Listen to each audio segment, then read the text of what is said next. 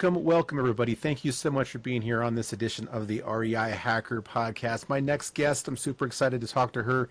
Her name is Ginger Faith. She's been in real estate for over 30 years. She's a real estate broker, CEO of Golden Canyon Properties, and has flipped over 50 homes, two of which were featured on HGTV. She's also an Airbnb superhost, land banker, and a builder. She brought her first real estate land deal, actually commercial real estate deal, back in 1994. And she's also the founder of the Women's Wealth Network based out of San Francisco. Ginger, thank you so much for being here. I really appreciate it. I'm excited to be here. Thank you for having me. Oh, no problem. It's such a refreshing thing to meet somebody who's been in the business for such a long time, over 30 years. And yeah. before all of your success, and being on HGTV and all these news networks, you were building capital as an entrepreneur through a mobile flower business and a window cleaning service. What's the story behind that early hustle? And have you always been an entrepreneur? Yes, I think I'm unemployable. I think I might fall in that same category. Yeah. So I think I'd rather, they say I'm an entrepreneur. I choose which 23 out of 24 hours to work a day. Mm-hmm. Right. I can choose my own time. So I love it. I love the creativity of being in entrepreneurial pursuits. And basically what I do recommend to my clients and people that I speak with and teach is like, look, get capital from entrepreneurial assets and, become a small business owner. If even if you don't have a ton of experience, start small. Start a fun business that you love, that you're passionate about, and then take that money and then put it into real estate for long-term growth. So it's been a really great 1-2 punch for me. And I highly recommend it for other people. The new book I'm writing is 21 Ways to Stop Chasing Hustle and Use Real Estate to Fund Your Dream Life. And it has a lot of ways in it where, women can start small and scale and then take the money and then, and reinvest it in real estate for really large returns. I just think it's you're taking advantage of the tax system, the way our economy runs. And you're also being able to express your own creativity, and you're serving the world in your own unique way doing that.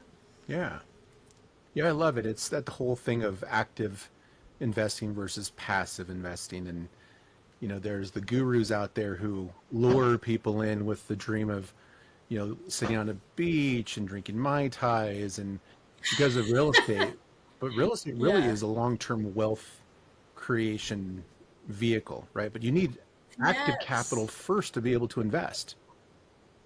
Generally speaking, it's true. It doesn't have to be your capital necessarily, but it depends on what your goals are and how big you want to scale and how much money you have. But it is, as a rule, it's better to start with your own capital. It gives you a sense of control over the situation, right? And rather than starting off, I wouldn't really recommend anybody starting off using other people's capital.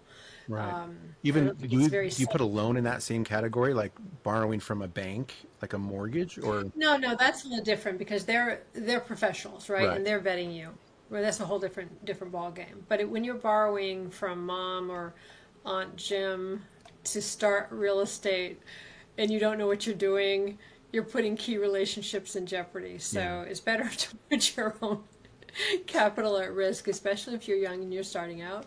And you learn as you go. You start small, and then you grow, right? Yeah. So my first really productive business was a flower business, and I started it with a $28 investment. Oh my gosh! That was back in the day when you could do that. It was a whole different world back then, but it was kind of cool when people say it takes money to make money. I'm like, yeah, $28, and I was making 6 figures in about a year, working 2 to 3 days a week. Wow! So, and then I took that money and started buying commercial real estate, so there's a lot of ways to do that, but I definitely recommend it if you can, think of something that you love doing that you can actually help the world with.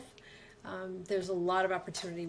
There's so much need in the world, right? So Oh yeah. find out what the need is, and find out what the need is. Start your own little side hustle, and maybe it ends up becoming a very large business, a very successful business. Then you take that money and you start intelligently investing, and investing in real estate is a great way to go. Yeah, it's interesting about, finding that thing that you love. So many young people, they don't know what they want to do with their lives, and maybe they've got some hobbies or some things they like doing, but getting that to translate into a business that makes money can be a real struggle. Do you work with young people at all in your teachings and the way that you go out there? I do. Funny, nobody's ever asked me that. I do, and I don't know. I find the young people today, they have access to so much information Yeah. and so many opportunities. It is maybe a challenge to kind of collate that and funnel it down to something that's workable and doable. And I think that's probably a big challenge. Now, it's definitely not impossible. You just have to sometimes pick something, go in that direction, start off light, see if you like it, and you can always pivot and grow, right? But there's so much opportunity. The whole world, as they say, the world is your oyster right now, because you've got the internet, and the kids know how to use the internet so much better. It's amazing. I use it, but when I see some young people, I'm like, wow, look at you. They're on social media, and they're blowing things up, and they're making money that way. It's really pretty cool. But the bottom line is that I think you made a really important point. Some of the people who are saying, drinking Mai Tais on the beach, they're not drinking Mai Tais on the beach. They're posting Mai Tais on the beach. That means they're going on all the platforms and doing all of the work. They're working, they're hustling, and then they're So bottom line is to, when people disengage work from money, it's just, I've never seen it and actually work that way. The people who make money are going out and getting it. They're hustling, they're learning, they're growing, they're exchanging their time and value to the world. And so I love the concept of not having to work, but then working anyway, because then it frees you to do what you really love, which is work. Right. But great work, creative There's work. a saying about that, right? Like, it's not work if you really love what you're doing. Absolutely. And work has this whole negative connotation around it, like you're exchanging time for money. But if you've really found something that you love and you're just doing it, it's like you're making money off your hobbies. Yeah. Is that how the flower business started? Or did you just have a real passion for flowers?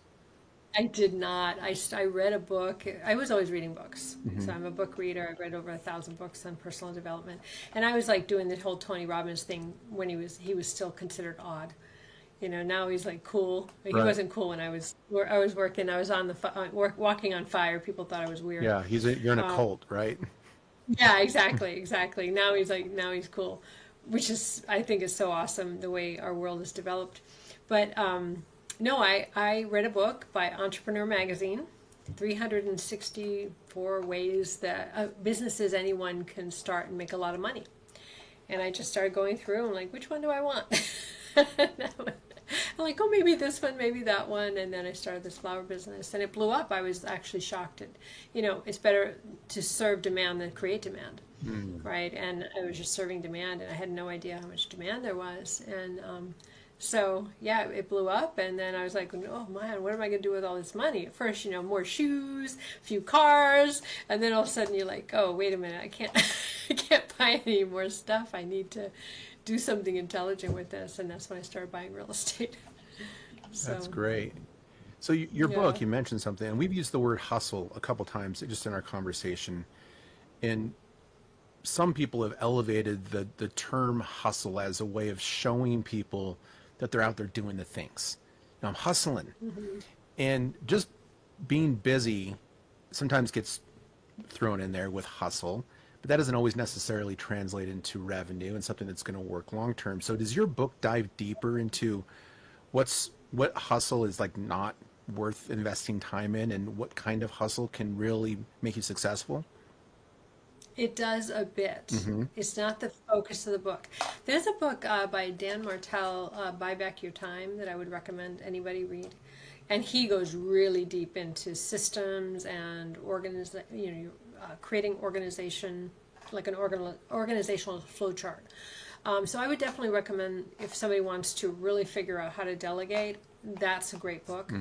But fundamentally, you need to find out what are the key things that you need to do to make the highest amount of money, depending on whatever your goals are, right? And then do that consistently and delegate everything else, right? So it does talk about, like, for example, I have somebody who comes once a week and does a reset day on my house, and they do everything that I'm always behind on, because I would rather be underwriting commercial business deals or helping my clients, or I would rather be doing that than honestly walking my dogs, but I walk them every day. My laundry, she comes in, she does my laundry, she packs or unpacks my suitcases, she washes my cars, brings them to the to the car wash, and does my oil maintenance, things like that I finally evolved to, because of I know what my highest and best use is, and where is it going to bring me to my next goal. So I do mention that in various aspects of the book. Basically, the concept of the book, it's a very empowering book. It's so funny. I was just talking with my editor, and she told me, Ginger, I read your book, I loved it, and I started to do arbitrage. I set up an LLC, and now I'm going to do rental arbitrage. I'm going to be, renting out apartments and houses, and then I'm going to be Airbnb-ing them with no money down. And she did this after, like, editing my book. So she got paid to edit my book, and then now she has a new business. Oh, that's great.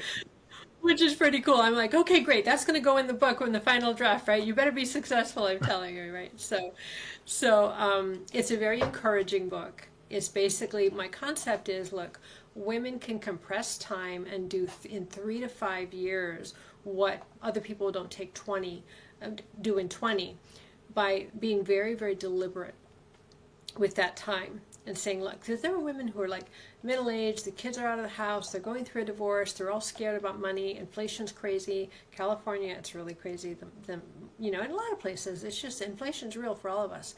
And you have women who are alone, and they're like, what am I going to do with my, what's the next step? And so the book is encouraging. It's like, look, there are things that you can do right now to set yourself up. A lot of women are thinking, okay, where's that dream life I always wanted? I've always been hustling, and the dream life never panned out. And so I have 21 ways that a woman can tap into to help them to use real estate to bring in an income, so that they can start creating a purposeful life, and a very deliberate lifestyle that they love. And I go in from something simple as being a co-host with an Airbnb, which is super simple, or buying commercial real estate, which is super complex. But there's 21 ways: buying notes, becoming a private money lender. There's so many ways and opportunities, but people need to know. And because I'm so connected into this universe of real estate, and have been, I have so many friends who are doing this and that, and so I thought to compress this into a book would be a huge value. And to give this as a gift to women who are saying, hey, I need inspiration, I need an idea, I need to look beyond my own grind, the hustle grind, So yeah. So you basically were able to create this book based off your own experiences and based off your conversations with other people and it sounds like it's woman-centric. And you're the founder, the book is. of the Women's Wealth Network, which, what was the catalyst of starting that organization? Do you think there are unique challenges that women face in building a business or investing in real estate that maybe men don't? Yes, the stats are, in commercial real estate, 97% of the commercial real estate is owned by men, 3% by women. And of the 3%, 1.5% have inherited the commercial real estate. So only 1.5% of all people who are into commercial real estate are women. Wow. So that's a crazy stat, right? Oh, yeah. But I absolutely know that this is the way it is. And there's a million reasons for that. in a lot of ways, it's like a good old boys game, which is a lot of our world, in different Yeah. ways, right? But real We estate for keep, we keep, sure is like that. Like I would hmm 100% agree that it is a good old boy network. hmm hmm but women are making inroads. They're doing really well. And, I just spent a weekend. I went to Newport, Rhode Island last weekend with three unbelievably powerful women who are in commercial real estate. They're, oh my God, the net worth is multiple millions of dollars, just these three women. And one of the three is completely single. Two have partners. One partner is not involved, and one is heavily involved in the real estate world of commercial. So it is possible. I'm seeing examples all the time of women who are crushing it. I mean, really crushing it. One woman's worth like, I can't say out loud, millions of dollars. It's too close. But yeah, so we do have many unique challenges, but it's not impossible. And women probably already know their challenges. So I really didn't talk a lot about the challenges. I tapped into them in the book because women can feel it. I didn't like drive in the pain. What I did is I tapped into the pain, and then I'm really, really pulling into the promise, because it's really extraordinary when you can break through those barriers and start really making a lot of money and doing it and being successful. It gives you a certain amount of control and power in your life that you don't have if you're not, if you're just struggling day by day. And real estate is a very powerful engine. It's a powerful engine if it's done right. Oh yeah. We've all heard the nightmare stories of being one and done, the bad investments, being lured into these $50,000 coaching programs and not getting any sort of return on that investment. Like the stories go on and on. But was that part of the reason why you founded the Women's Wealth Network, was to create a safe space where women could come, be together, be around women that are having success, that are empowered, and they can help each other? Yes, and I also what I noticed was when I would talk, because I was attending a lot of real estate investment workshops and meetups throughout the Bay Area for many years. I was going like 3 or 4 times a week to different ones, and when I would have an opportunity to speak, I would always tell my story and how I started buying commercial real estate. And when I went through a rocky divorce back in the late '90s, and I decided to just basically just quit everything, not quit everything, but redirect everything.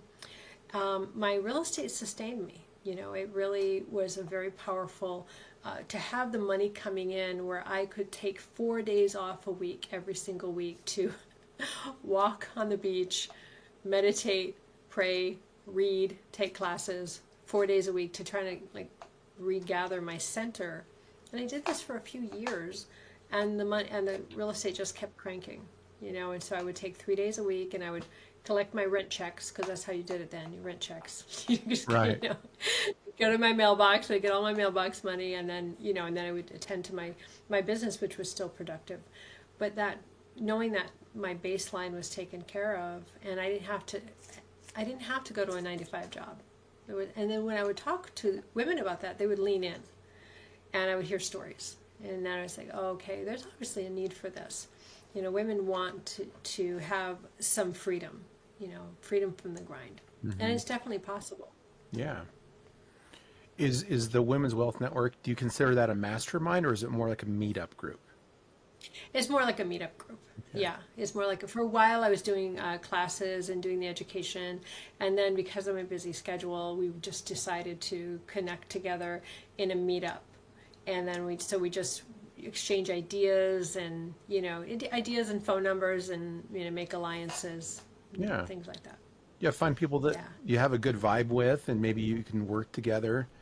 Because that's a lot of Yes. times, people who invest in real estate are solopreneurs, and they have Right. to operate in a silo, and they feel disconnected, and they don't have a lot of support. And I mean, being an entrepreneur is hard enough as it is, but doing it on your Right. own, it's even more difficult. So having people around you that are also out there hustling and going through the same things you are. It could be a support network for when you have those bad days or when you have those celebrations of closing a deal. Exactly. Like it's so fun when there's people Yeah. around you to do that and experience it with you. Yes, absolutely. It's very true. Very true. Yeah. So yeah, when one succeeds, we all succeed, Mm-hmm. right? So we can get an idea. One of our I'm a big advocate of the G. Scott Shield Commercial Academy. I love it, and some of my good friends have, you know, go there. And it was a guy, but one of our guys is closing a really good deal, a really big deal. It's going to bring him a lot of money. We're going to, but it's never in real estate. It's never over till it's over, right? So we're like, Mm-hmm. okay, fingers crossed. It's like kind of like in the commercial world when you're working on a deal. It's kind of like going deep sea fishing, and you catch something big, and you never know moment by moment if it's going to get if it's going to win or if you're going to win. Right. And it's an $11 million property, and he's negotiating a lot of different factors. There's so much involved with it. But at the end of the day, if he succeeds, it's going to be a game changer for him. And Scott, the founder of the Commercial Academy, has a phrase that he trademarked. It's one deal, one time can change your life forever. Yeah.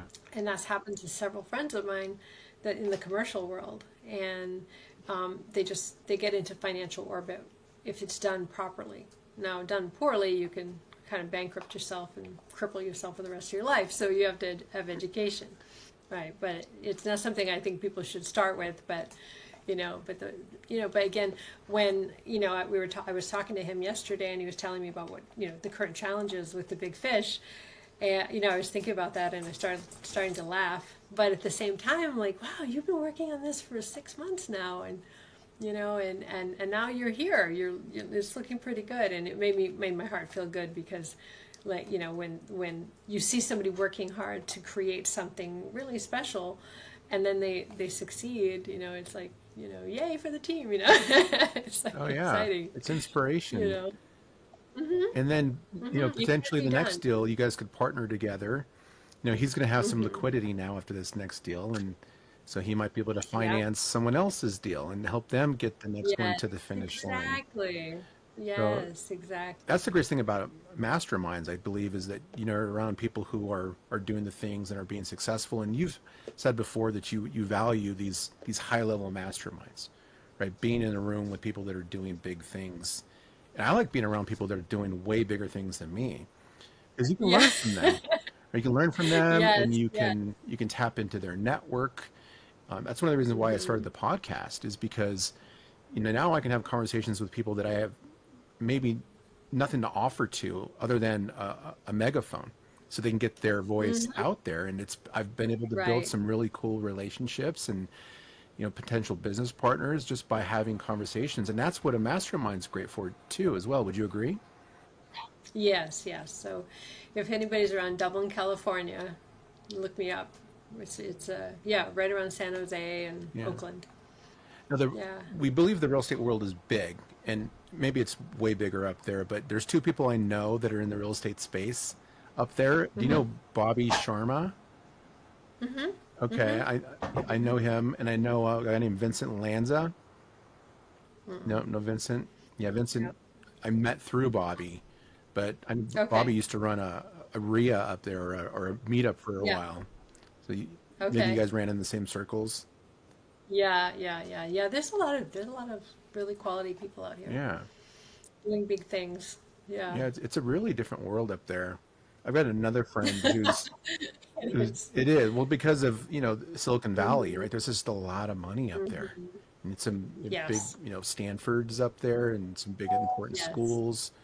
Um, have you ever lived anywhere else besides the San Francisco area? Yeah, I grew up in Eagle Rock, Where is that? near in LA, Los Okay, Angeles County, right between Altadena and no, actually, it's Eagle Rock, Pasadena, Altadena. got it. So it's like right there. And then I was also in Rhode Island Mhm. and Massachusetts for 17 years. Okay, Yeah. so opposite I sides of just the went back. country. You just knock out the Yeah. coastlines there. Yeah. We had a beautiful girls' weekend this weekend in Newport, Rhode Island, and it was extraordinary. So it was good. Great. I was the tour guide, of course. We rented a Jeep. Oh, that sounds fun. Before it starts getting We cold had, up there, right? yeah. It was August. It was beautiful weather. We got really lucky. So you did start off, after you got out of your entrepreneurial business. You're still an entrepreneur, but I think of, the window cleaning and the flower business differently than I think about real estate. You started to move more into kind of real estate ventures and doing sort of traditional flips and those sorts of things, which is great. But you decided at some point to level up from, single family properties to multi to commercial. What was that transition like for you, and why did you decide to not just scale the flipping business to doing bigger commercial deals? Yeah, so I started doing commercial deals in the 90s, but I got out of it. But there was small commercial, like 6 family, 9 family. They weren't like 100 family. It wasn't that big. It was really my association, right? So I was, a girlfriend of mine, basically, who had very little real estate experience at all. She was a Hollywood actress, and she was a car salesman, very talented. But she had like a tiny bit. I think she sold 2 homes, but she was sharp, very, very sharp. Very dear friend of mine, and she found a 56-unit garden-style complex in a local area, which was distressed. She got a good price on it, and she flipped it over like 2 or 3 years with her partner, and they made multiple 7 figures. And I was coaching her. Mm-hmm.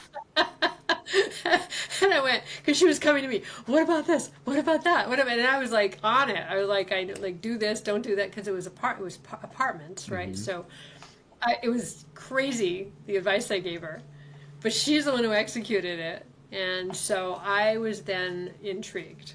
Like, wait a minute, I'm thinking too small. When somebody that close to you with less knowledge than you do comes and goes, you're like, wait, what just happened? So that was 5 years ago, around like 5 or 6 years ago, I think.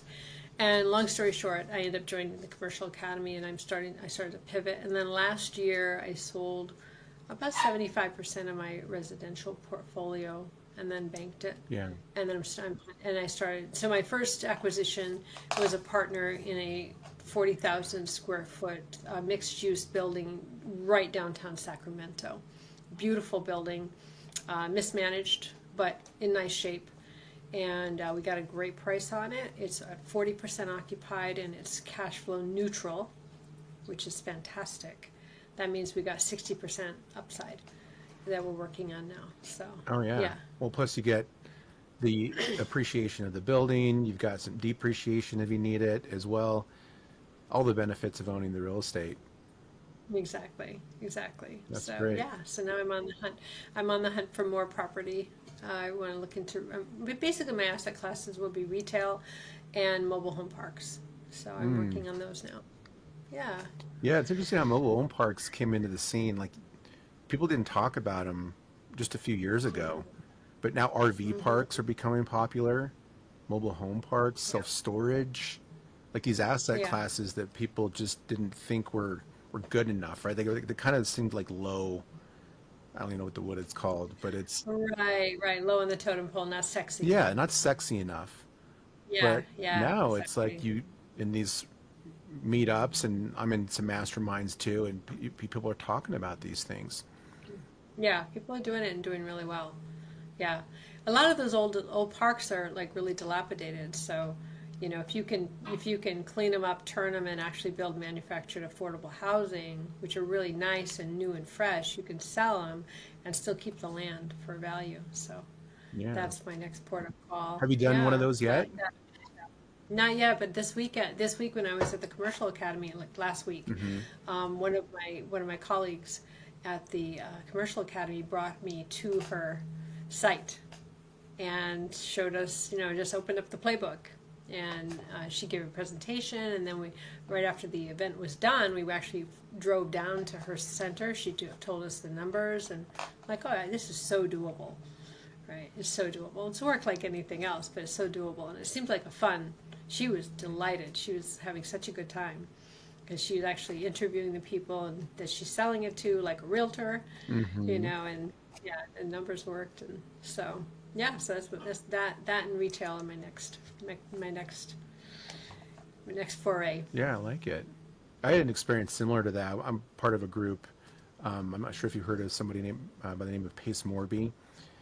Yes. We were up and looking at one of his RV He blew parks. up like overnight, that guy. Yeah. He blew up overnight. Yeah. Well, it seemed like it was overnight, right? But he had some growth there that he did over years. But so I was up at one of his parks in Kalispell, Montana, and similar. We went out to the place, and we got to see the whole thing. We talked about the numbers, and it was just kind of a cool experience to be there on the ground, looking at these assets that I didn't even think about before. But now it's like they're on the radar. And I started a real estate fund to raise money for some. Oh, what's your dog's name? This is Lila. Hi, Lila. I was doing a flip, and I was leaving. This is about 3 months ago, and I was leaving, and she was wandering the streets near a freeway. Oh no! And I picked her up, and I went to get her home. I went all over social media, 8 different pages, the Pound website, and nobody claimed her. So if anybody knows who she is, it's too late because I already had her. Too late. After a Mine month, now. all over the place. I was knocking on doors, talking to the mail person, and then but she's been a delight. She's about 2 years old. I just brought her for her shots, and next I got to get her spades. But she's a sweetheart. Well, thank you for rescuing her. She And I'm a deserved softie. it. I'm a softie. I was looking, and finally I said, "Oh, she's just too cute." So. No, I love it. I'm a dog person too. I've got a dog that I rescued. I was doing some fix and flips and buying some properties out in St. Louis. So I moved out there for about 9 months, and I was getting a little lonely out there. So I went to the pound to just help out a little bit, see if I could volunteer, and came across this dog I just fell in love with and adopted him. And he came back to Colorado with me. Oh, Yeah. that's a great story. You were setting yourself up for that. How can you volunteer for? I could never volunteer at all. It was painful. The goal was to do more, but I couldn't do it. It was just, I would be like, I want them all. Give me all the dogs. Yes, I'll figure out what to do with them. That would be me. That would be me. Yes. Yes. I think I should put that on my goals list to get a dog farm. Oh gosh. Yeah. So, before we start talking about Lila, I was saying I started a real estate fund. So I'm looking to do some multifamily, some syndications, potentially RV, but mostly probably multifamily. Is that a space that you do any work in the syndication world, or do you finance your stuff traditionally? I've done both. Both? Yeah, I've done both. Do you have a fund? And I have a lot of friends who do both. No, I do not have a fund personally. No, I have participated in funds, and I have friends I have quite a few friends from the Commercial Academy who have funds. Yeah. And then of course Neil Bawa is very well known in the Bay Area for having a big fund, and doing a lot of the multifamily syndications. Yeah. And Kathy does the syndications, so I participated as an LP. Yeah. Yeah, that's great. I mean, there's so many fun projects out there that you can be part of, but you don't have to, find the deal or run it. And I mean, it's true passive investing. That's right. That's the only passive income. Yeah. Yep. To be the bank. Right. To be the bank. As long as you vet the operator and the deal. Mm-hmm. So you do need to learn how to be an underwriter. Yeah, that's the challenging part. Or have somebody on your team who's a good underwriter. Yeah. Yeah. The whole division of labor, like you said earlier, like the Dan Martell book, delegating different tasks to people who do them well. It's a certain kind of person who can just sit down and look at a spreadsheet all day. Right. And they enjoy it. And they're just like, oh yeah, and they're moving the numbers around. And my brain just wants to explode with some of those things. I'm more like people person, finding deals, negotiating, out there shaking hands, kissing babies. That's That's really how I enjoy. Yeah. That's good. Good that you know yourself. Yeah. So what's Do you have a partner that likes to crunch numbers, or somebody on your team? kind of? We've got somebody who's doing that now, but I don't know that's where their best place is. It's better than me doing it, so I can be out there on the hunt for deals. But I think as we grow and do more deals, we'll probably find somebody who's more suited for that role. But anybody can learn it. Like I like working with smart people and hustlers. We can figure things out. This whole podcast is Yeah. called the REI Hacker Podcast. So we figure out solutions to problems, and when you can do that, you can make money in real estate. Whether it's something small, Right. like a little wholesale deal, or it's like a big, commercial syndication deal, Yeah. right? Yeah. Exactly. So what are you working on now? So you're moving into doing potentially some RV parks, some more commercial retail. Is that where you see you going next? Yeah, that's where I say I'm going next. Now I'm still a broker, still mortgage and real estate broker. So, when you get into commercial real estate, it's definitely not an overnight learning curve. I didn't realize when I joined the commercial academy that it would start changing my life. Like somehow I just thought I would just be able to buy commercial real estate, but I didn't realize it would change my life, and it really is, which is great. I think we always need to be growing. I think we need to be growing, right? Otherwise, we're just kind of hanging out and but for me that's I need the challenge. So I still have my job my business as a real estate professional. I love that. I love helping people. I'm helping a few people sell their homes right now. Love that. And then I take my contacts and my construction experience, and I can help them make intelligent decisions on how to fix the place up for top dollar without wasting money. So I love that, and I love the different aspects of the business. But on the other hand, I really want to grow into this space. So I'm on the hunt for real estate, retail. So I'm learning how to better underwrite, learning how, making my connections with brokers. And that's been really fun. I've had a couple of really nice deals that I'm, evaluating this week. They're not panning out, but that's okay. I just keep, every time it doesn't pan out, I get excited that I can figure this out before I put any money into it. It's like, oh no, this is a good deal because, and this is a bad deal because, and to me, 2 years ago when I started in this, I couldn't even tell a good deal or a bad deal. I was like, well, this is what kind of language is it? What kind of Greek language is this, right? So it's exciting for me and I can intelligently explain to a broker, this is what we're looking for, this is my buy box, and this is why this deal doesn't fit.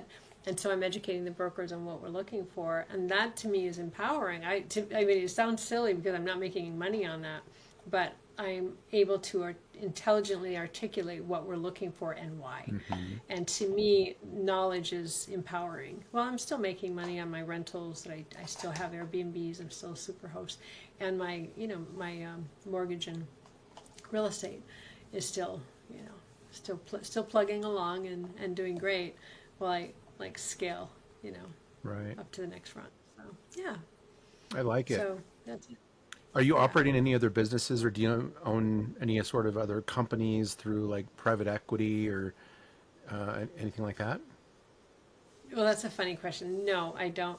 But I am starting a seasonal business, like right now. I was actually working on this when I interrupted to, and this is kind of funny.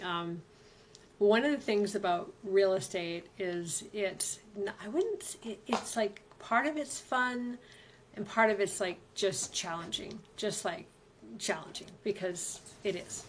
Problem solving all the time, and I love creativity. So a friend of mine from the Commercial Academy, very successful broker who runs family home offices, we're squirreling away some time this fall, and we're starting a porch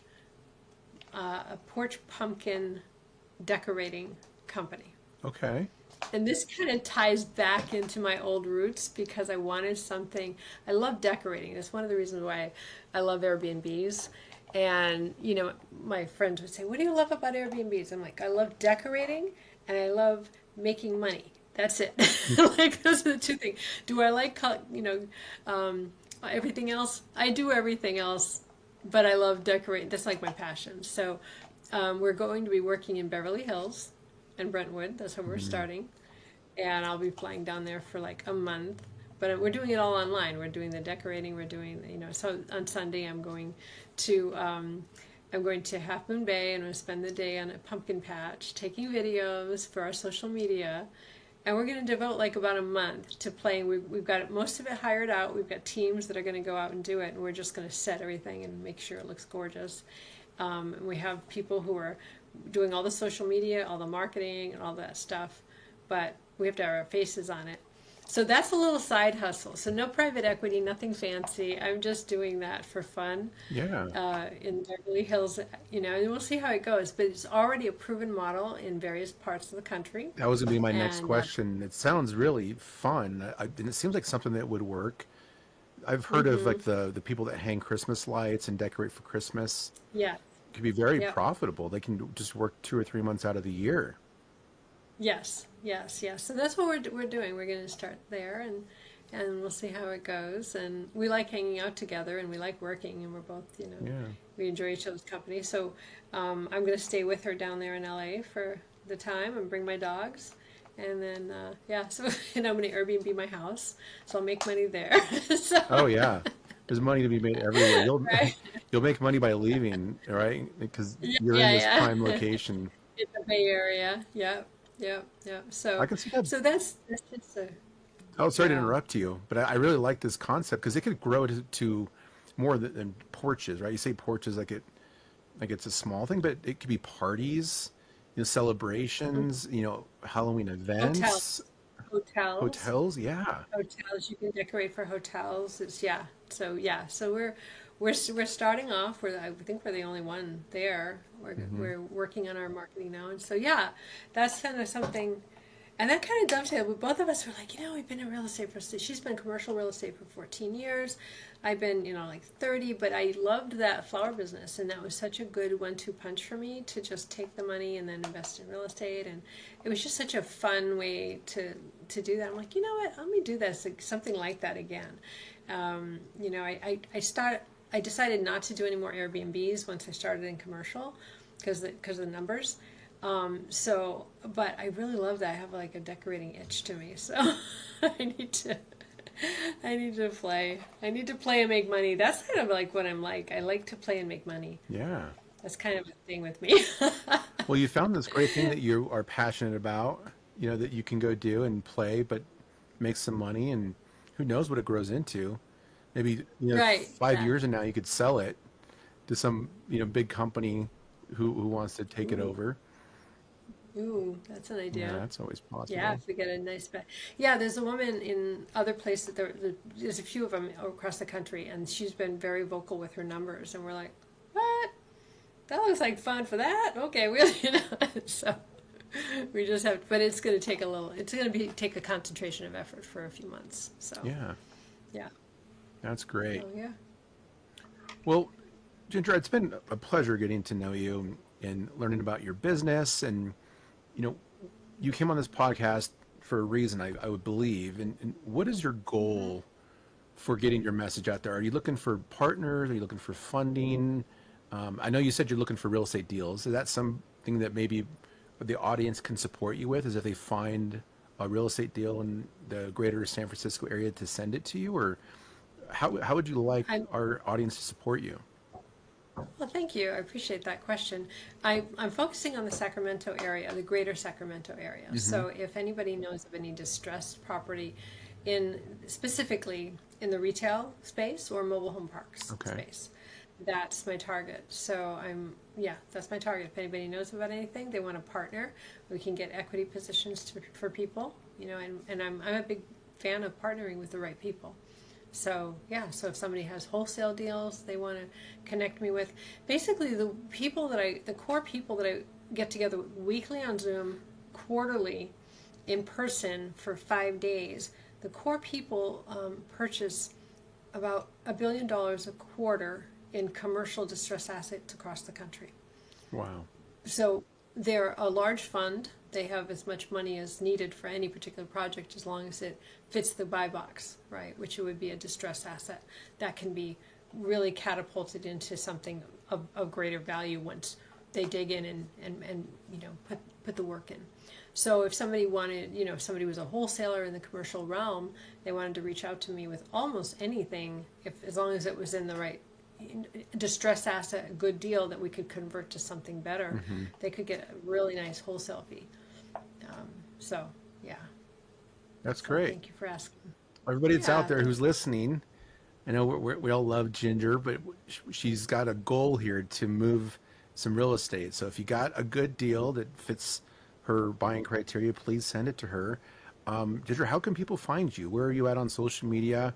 Where are you spending your time online? So yeah, the easiest way, my full name is Ginger Crystal Faith. I think I'm the only person with that name. So I have about 170 YouTube videos, and I'm on Facebook, Instagram, pretty much anywhere. So I guess the quickest way would be to direct message me on Facebook. That I check more often, and would love to hear from anybody who has is interested in anything that we talked about, or has a deal that they want to wholesale or partner with. Then maybe some people don't know what to do with it. Yeah. Maybe it's too big. They're like, I don't know what to do with it, but I will know somebody who can do something. I will have somebody on speed dial that I can say, okay, this is in upstate New York. You got what? And we could get almost anybody to, if someone has a good deal, I'll know somebody who I can talk with and get it. So anywhere in the nation, not just Sacramento area. Correct. My area is Sacramento, but basically anywhere in the country, if you find a good deal, we've got hunters out there who will be willing to take it down, give wholesale fees, give equity positions, whatever. Oh, that's great. Yeah. That's good to know. That can help me. Yeah, we all win. Make a bigger pie. Make a bigger pie and have everybody win, right? I love it. Well, Ginger, thanks again for your time. Really appreciate it. Very good. Thank you so much for spending some time with us. And for the audience, thanks for listening to this edition of the REI Hacker Podcast, where we have more amazing guests like Ginger come in and talk about real estate and entrepreneurship and success. And just really thankful that you guys tuned in today. We'll see you next time. Thank you so much for being here. Bye. Thanks.